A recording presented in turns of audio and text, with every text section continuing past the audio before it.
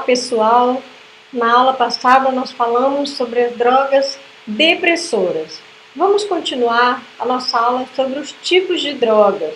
Nós estamos classificando as substâncias de acordo com o efeito que elas têm no sistema nervoso central. Agora nós vamos falar nessa aula das drogas estimulantes e perturbadoras.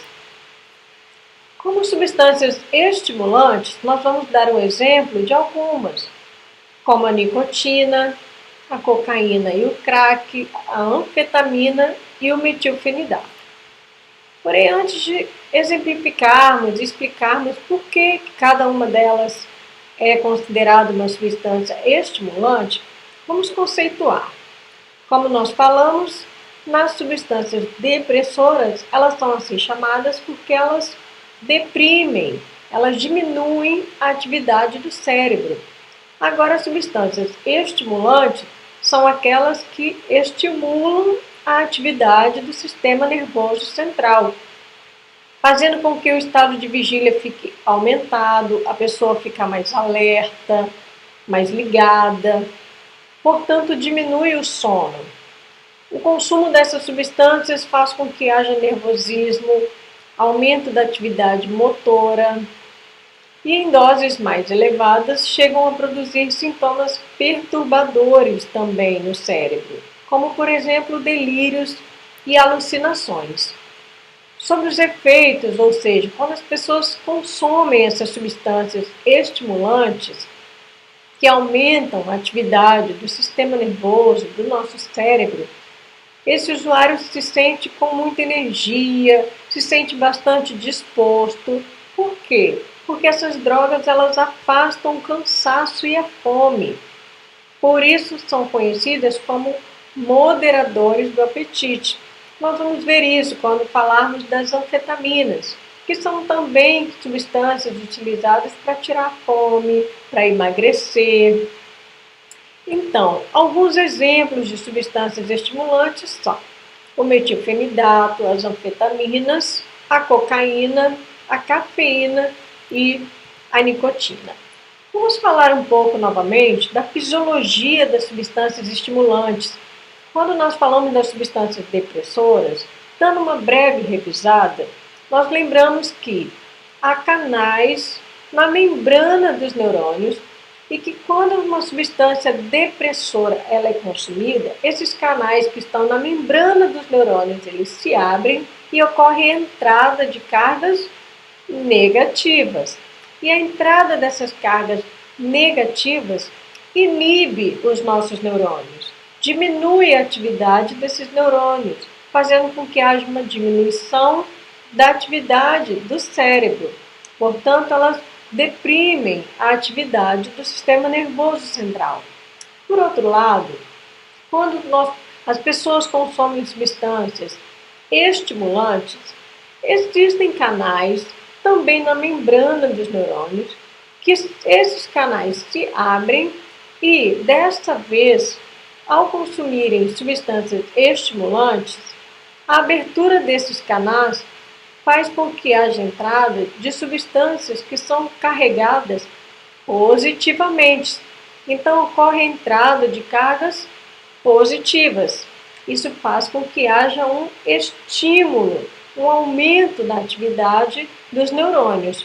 Em geral, as substâncias estimulantes agem assim, favorecendo a entrada de cargas positivas nos neurônios, levando a um aumento da atividade cerebral.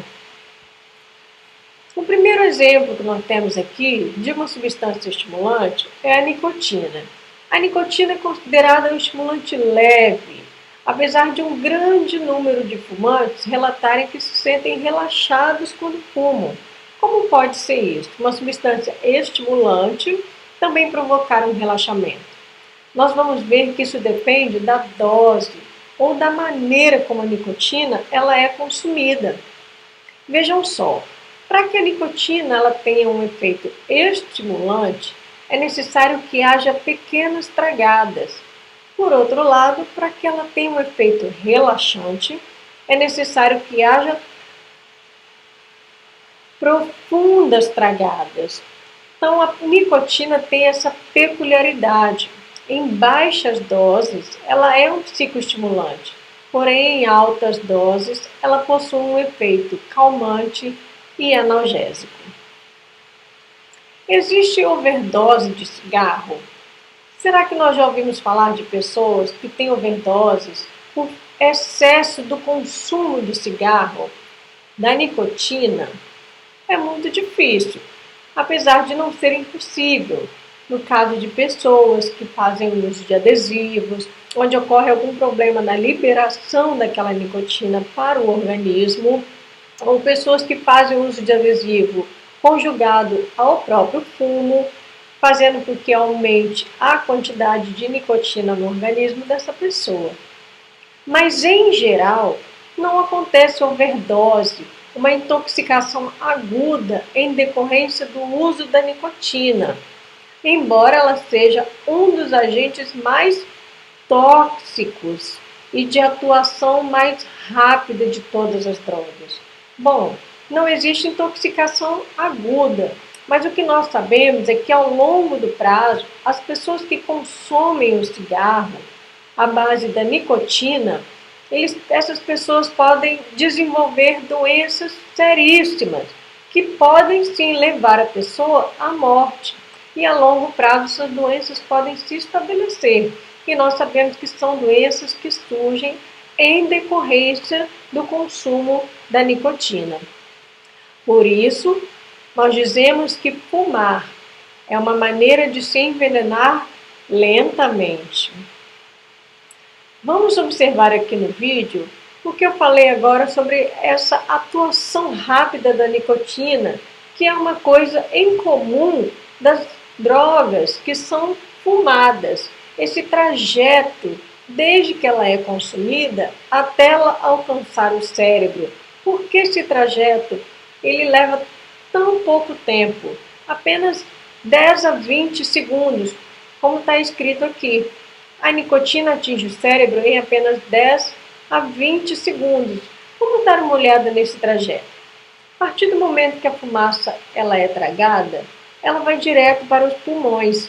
E dos pulmões passa para a circulação e aquelas substâncias tóxicas que vêm junto com a fumaça vão para o coração, de onde é bombeado para o cérebro. Então, o coração bombeia o sangue para todo o corpo, inclusive para o cérebro, fazendo com que 20 segundos depois que ela é inalada, essa substância tóxica presente na fumaça alcança o cérebro, levando a esses efeitos estimulantes que nós estamos falando. Então, a ação da nicotina leva apenas cerca de 20 segundos para alcançar o cérebro. Outra pergunta: por que geralmente quem bebe também fuma? Nós falamos que o álcool é uma substância depressora, que ela diminui a atividade do sistema nervoso central, ou seja, leva a lentificação, a pessoa fica mais devagar, fica com lentificação psicomotora, os movimentos são mais lentos, e isso é uma consequência do consumo do álcool. Por outro lado, a nicotina é um psicoestimulante, então esse uso associado poderia estar fazendo com que haja um balanço dessas duas atividades cerebrais. Enquanto o álcool está deprimindo, diminuindo a atividade cerebral, a nicotina vem para tentar restabelecer essa atividade cerebral, balanceando a ação do cérebro dessas duas drogas. É claro que ocorre um equilíbrio quando o consumo é conjugado de uma substância depressora com uma substância estimulante. Mas, por outro lado, óbvio que este uso conjugado vai provocar um prejuízo em dobro nessa pessoa. Por quê? Os prejuízos causados pelo consumo do álcool, mais os prejuízos causados em todo o organismo pelo consumo da nicotina. Mas está aí uma explicação por que as pessoas que bebem também fumam. A explicação está quando nós olhamos para o cérebro dessa pessoa, porque essas duas drogas juntas, elas estão equilibrando a atividade cerebral do usuário dessas duas substâncias. Bom, vamos falar agora um pouco da cocaína e do crack. A cocaína é aquele pauzinho branco, geralmente é cheirado, mas que pode ser diluído e então sendo injetado. O crack não. O crack é aquela pedra que é fumada e ela é insolúvel em água. A cocaína fumada, ela atinge rapidamente o cérebro e causa uma sensação de prazer de curta duração. Isso leva os usuários a aumentarem a frequência do consumo da droga. E vejam só, desenvolver rapidamente a dependência. Normalmente nós falamos que o crack é uma droga que leva a uma dependência muito rápida. E por que isso acontece? Aqui eu coloco 3 justificativas que nos ajudam a entender por que as pessoas realmente, quando consomem o crack, elas rapidamente desenvolvem a dependência. Então, o crack é uma droga rápida, intensa e fugaz. Ou seja, é uma droga que é rápida. Quando ela é inalada, por estar sendo fumada, o mecanismo de inalação daquela fumaça e aquela substância tóxica passar para o pulmão, para o coração e depois para o cérebro é o mesmo processo da nicotina em relação ao tempo de ação, porque é a mesma via de administração. E em geral, em torno de 10 a 20 segundos, a pessoa também já é capaz de sentir aqueles efeitos da euforia, do prazer provocado pelo consumo do crack. Então, é uma droga rápida, intensa. Por que intensa? Os prazeres gerados pelo crack, a sensação de euforia relatada é maior do que muitas outras drogas. A sensação de prazer é intensa. Então, nós dizemos também que é uma droga intensa, nesse sentido da euforia provocada. E é fugaz, ou seja, os efeitos deles vêm rápido e vão embora rápido. Isso faz com que a pessoa logo queira consumir novamente aquela droga. Então daí uma explicação por que as pessoas elas desenvolvem essa dependência de uma maneira tão rápida. Porque é uma droga que age rápido, o efeito, às vezes a pessoa está buscando aquele efeito, em segundos ela já consegue perceber, é intensa, ou seja, a euforia, a sensação de prazer é muito maior do que o de outras drogas e outros prazeres, e ela é fugaz. Aquela sensação também vai embora muito rápido. Então a pessoa logo já fica querendo ter aquela sensação novamente e já vai em busca de mais droga. Então, por isso, é uma droga que desenvolve rapidamente a dependência. Nesse quadro, nós temos um estudo muito conhecido e muito importante a gente entender, que é uma imagem de ressonância magnética funcional. Novamente, nós falamos desse exame lá, quando nós falamos também das substâncias depressoras. Nesse exame, a pessoa fica dentro de uma máquina minutos e é possível ver a atividade cerebral. Aqui nós temos o cérebro de um indivíduo controle. E nesse cérebro nós vemos luzes amarelas e vermelhas que representam a ativação do cérebro. Ou seja, aqui indicando que essas áreas cerebrais estão ativadas, funcionando normalmente. Esse cérebro é de um indivíduo que não consome a cocaína, que nunca consumiu nenhum tipo de droga. É um indivíduo controle, de comparação, nós dizemos.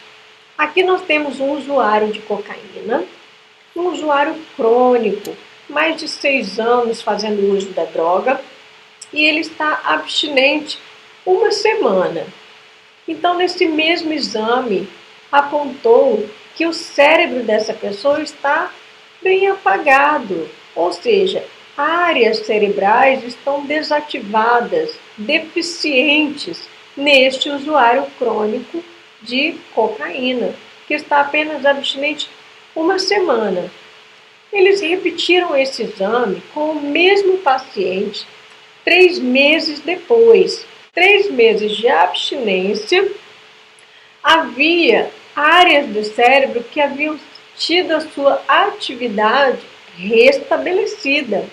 Isso mesmo, foi possível observar que, com a abstinência, áreas cerebrais voltaram a funcionar, que não estavam funcionando antes.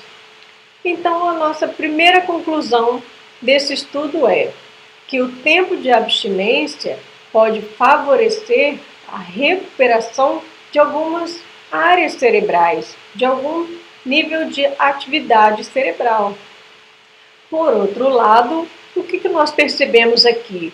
É que este cérebro aqui, mesmo tendo recuperado, depois de 3 meses de abstinência, ainda assim não se compara com a atividade do cérebro de um indivíduo que nunca consumiu a droga, certo?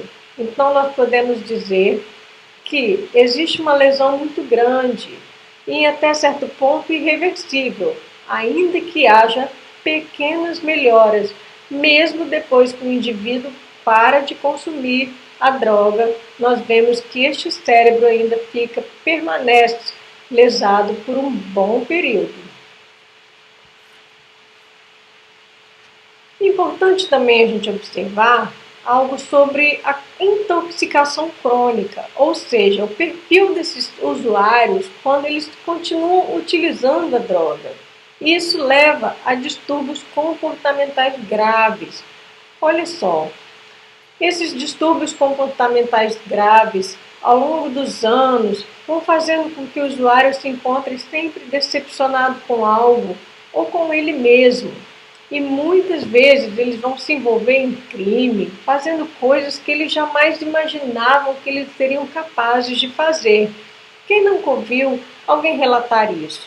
Que depois que passou a consumir o crack, a cocaína, eles então passaram a apresentar comportamentos que antes eles diziam que seriam incapazes de fazer. E muito comum. Quais comportamentos são esses? A gente ouvir desses usuários que eles passam a mentir compulsivamente, não é isso? Pois é, roubar, traficar, se prostituir e até mesmo matar. Então, essa é a característica de um usuário crônico, pessoas que fazem uso contínuo, já prolongado do crack ou da cocaína. Vamos falar agora um pouco sobre as anfetaminas. Essas anfetaminas são essas drogas estimulantes que deixam as pessoas mais ligadas, com menos sono ou mais elétricas. Elas foram sintetizadas na década de 30 e o propósito inicial das anfetaminas era tratar um transtorno bastante conhecido hoje em dia, que é o transtorno do déficit atencional e hiperatividade. Na década de 30, foi criada essa medicação para tratar o TDAH, que é a famosa Ritalina, e também o Concerta. Essas substâncias, elas são anfetaminas, que foram criadas, na verdade, inicialmente para tratar o TDAH.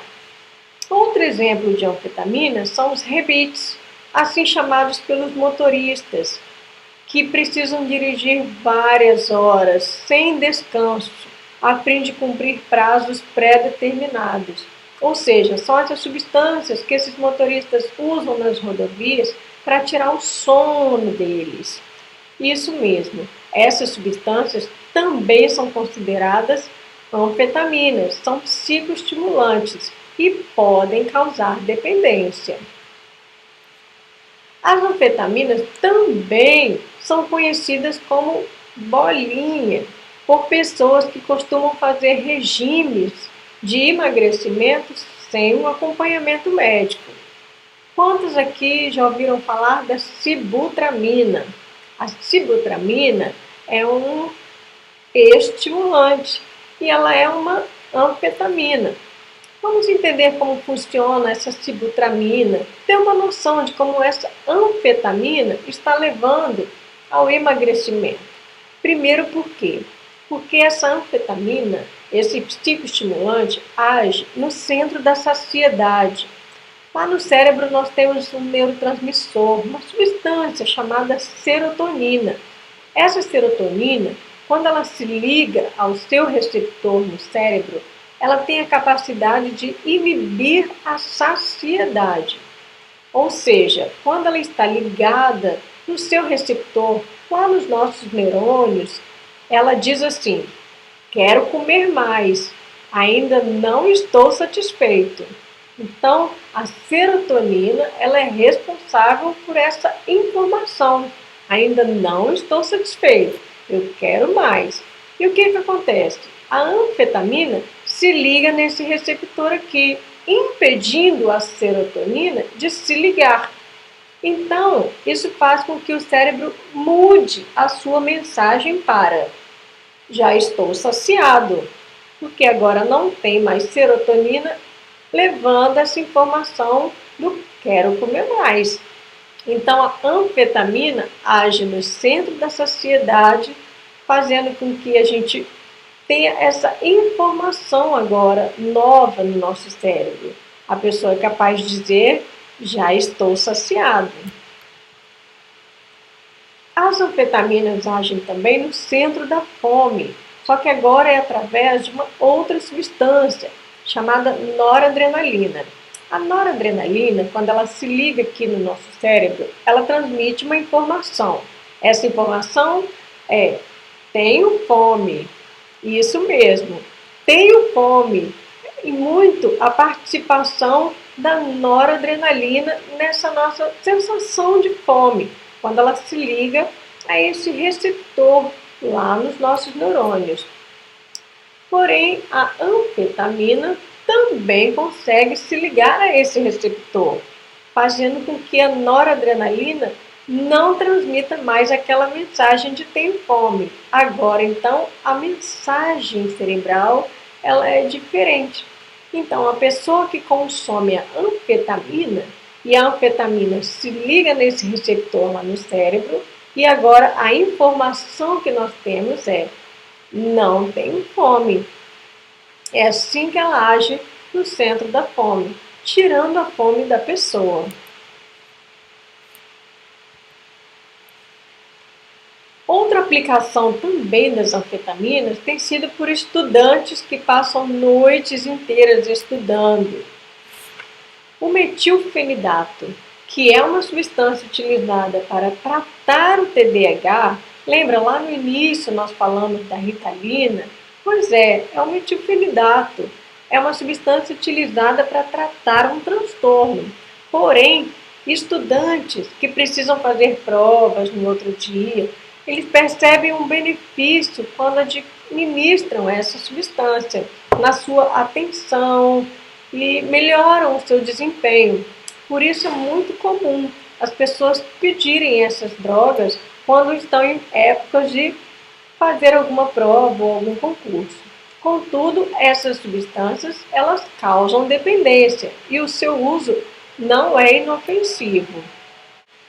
Importante também nós falarmos sobre a intoxicação crônica, ou seja, o uso prolongado dessas anfetaminas.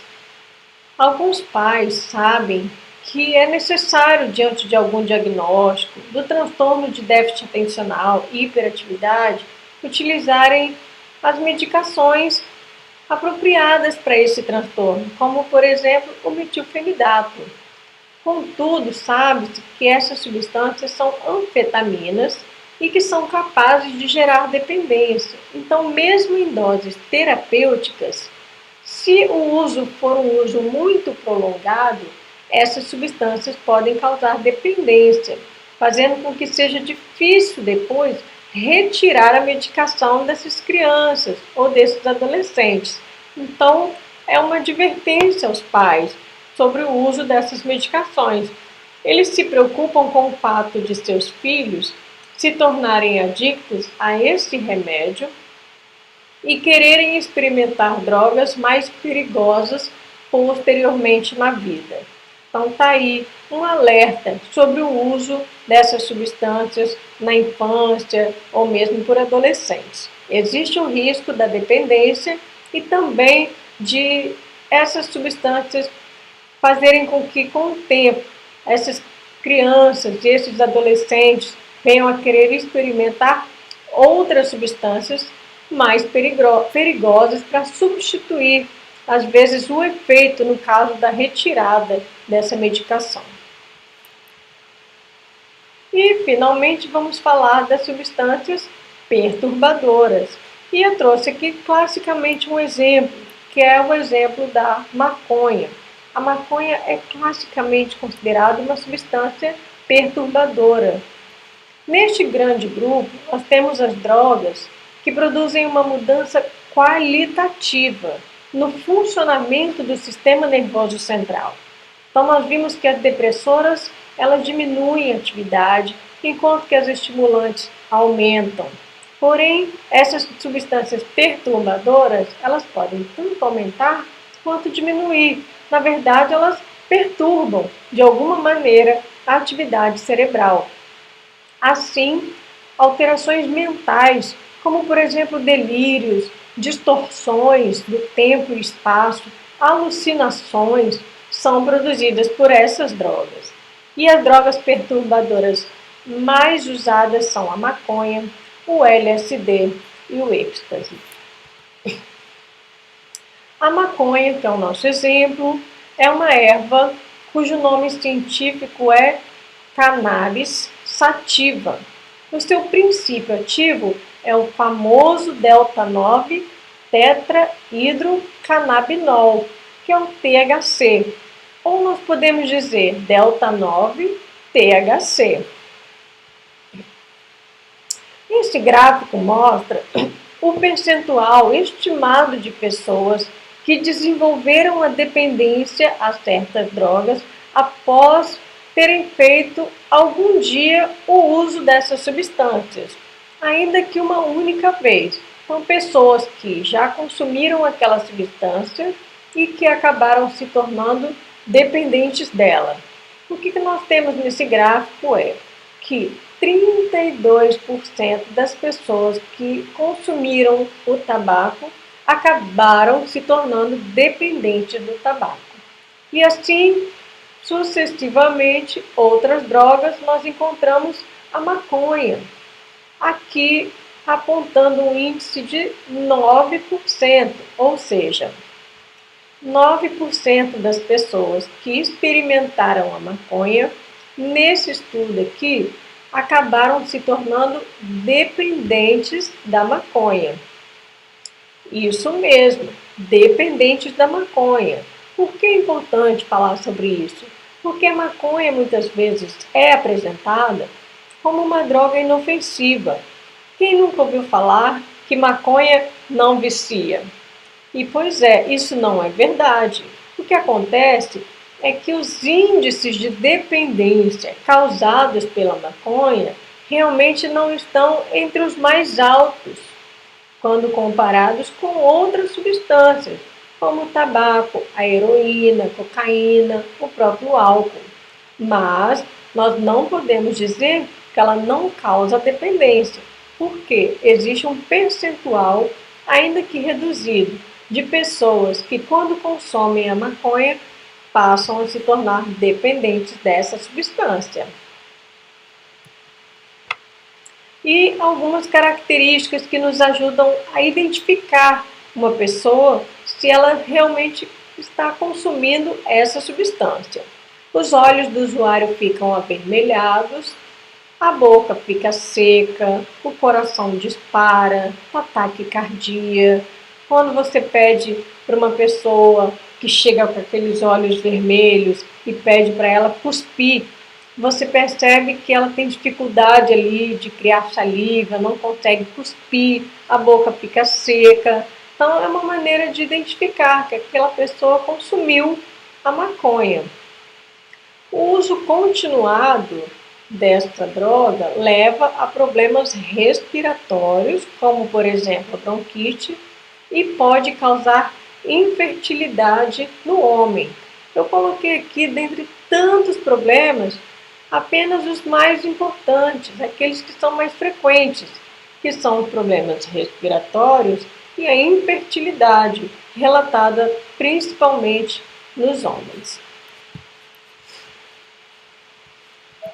Bom, aqui nós terminamos as drogas perturbadoras e eu espero que você tenha aí entendido bem o que nós falamos sobre as drogas depressoras, as drogas estimulantes e, finalmente, a maconha como um exemplo de droga perturbadora. E que agora você tenha na sua mente um melhor conceito sobre o que elas significam, quais são os exemplos de cada tipo de droga, como elas são classificadas e por que elas são classificadas assim. Espero que você tenha gostado e até a próxima aula.